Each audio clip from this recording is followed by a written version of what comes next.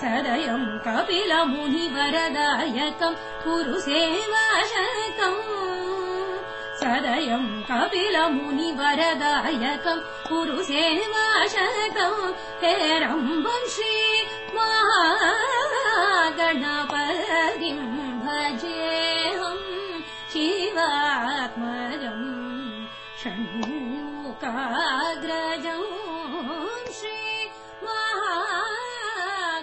Hello and welcome back to Raaga Rasika. This is a podcast program that explores the world of Carnatic music. My name is Devesh, Satyavolu, and joining me from Albany, New York is Vidya Subramanian. Hello Vidya. Hi Devesh, it's good to be back again. Great. Vidya, a few episodes ago we talked about Chennai and its prominence in today's world of Carnatic music, be it from a perspective of concerts or from a perspective of learning and teaching. If we had to take the opposite end of the spectrum for a second from a historical standpoint and go back several hundred years, then I would say the corresponding city in the past from a Carnatic music standpoint would be Hampi. Today, let's talk about Hampi and its relevance to Carnatic music. Before we begin, I'd like to take the audience back around 600 to 700 years ago. In around 14th century AD, very specifically in 1336 AD actually, there was an empire that was started in South India called the Vijayanagara Empire. And this was an empire that eventually ruled pretty much all of South India. And it was the last major South Indian empire. And it covered all the four southern states of South India, Andhra Pradesh, Karnataka, Kerala, and Tamil Nadu, which incidentally happen to be the same places where Carnatic music is most prevalent today. The capital of this empire was Vijayanagara, which is near modern-day Hampi. We wanted to chat about that. But before that, Vidya, obviously, Carnatic music is believed to have divine origins. Why don't you talk to us a little bit about that? Certainly. Carnatic music is believed to be of divine origin. We all know that Goddess Saraswati, who is the goddess of learning, is believed to play the veena. So the veena is really considered to be a divine instrument, and hence its very special place in Carnatic music till today. And Lord Krishna is known as Sri Venugopala, that is the divine flautist.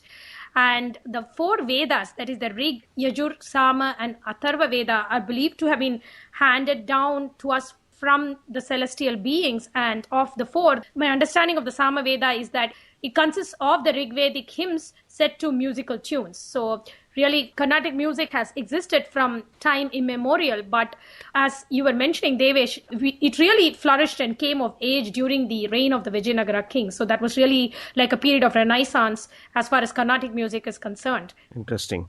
So now let's go to Hampi. Now, Hampi is a World Heritage Site. It is in the state of Karnataka. It's around 400 kilometers away from Bangalore. You can fly to Hampi by going to Bellary, or you can go by train. The nearest railway station is at Hospet, and you could take an overnight train from Bangalore. As with most South Indian cities, the best times to visit would be in the winter months, so November to March and so on. I want to take a minute and talk about a few of these sites of Hampi. Yeah, Devesh, tell us what a tourist going to Hampi would see today. What would be some key points, key places to visit and so on? Sure. If you went to Hampi today, you mostly would see architectural ruins. There are a few spectacular temples, though, and I do want to highlight one of those temples.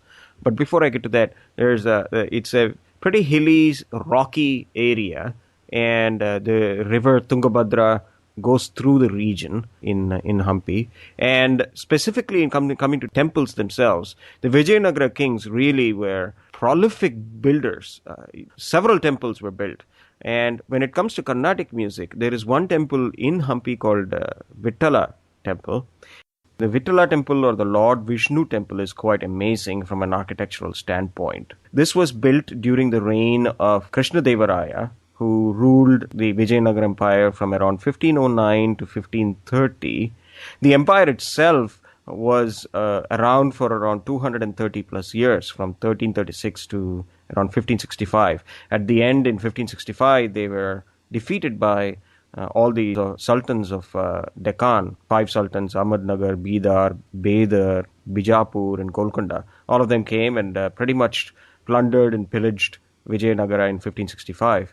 But coming back to the Vittala temple, the construction started in around 1509, 1515 or so, and it went on till 1565. In that temple, there is what they call musical pillars. There are around 56 musical pillars, which when tapped gently, they kind of produce musical notes. These pillars are popularly known as Sarigama pillars, after the Saptaswaras of Indian Carnatic music. So really interesting in terms of architectural nature. And of course, today they don't allow you to tap those pillars anymore. Going to Hampi, there's just a day or two's worth of just fascinating sights to see. Coming back to the relevance of the Vijayanagara Empire to Carnatic music, this was really a great time for Carnatic music because so many musicians of note lived during the empire. Some of the key musicians and composers who lived during the reign of the Vijayanagara kings were Vyasaraja, Purandaradasa, and Kanakadasa. And of all these people, Purandaradasa is known as the Sangeeta Pitamaha, or the father of Carnatic music. And that's really because he laid the foundation for the systematic learning of Carnatic music, and that was really a key contribution. And a lot of the systematization that was done by Purandaradasa is followed by music teachers and students till today. And this was really a great age for Carnatic music. Now, it seems like we don't see the kind of Persian influence that we see in northern India yet. Is that right, Vidya?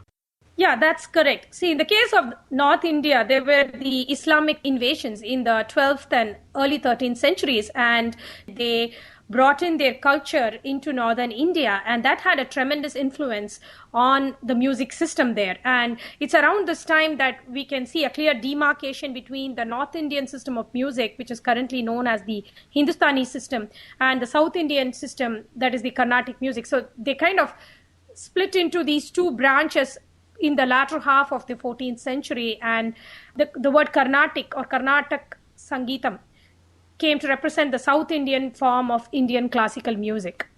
So we will probably have a separate section or series that illustrate the differences between Carnatic music and Hindustani music. Why don't we stop here for now and pick it up again and talk about Purandaradasa, or the father of Carnatic music, in the next episode. Visit us once again at raagarasika.com. Thank you everybody for joining us. Thank you, Vidya, for your time. Hope to see you again next time. Goodbye.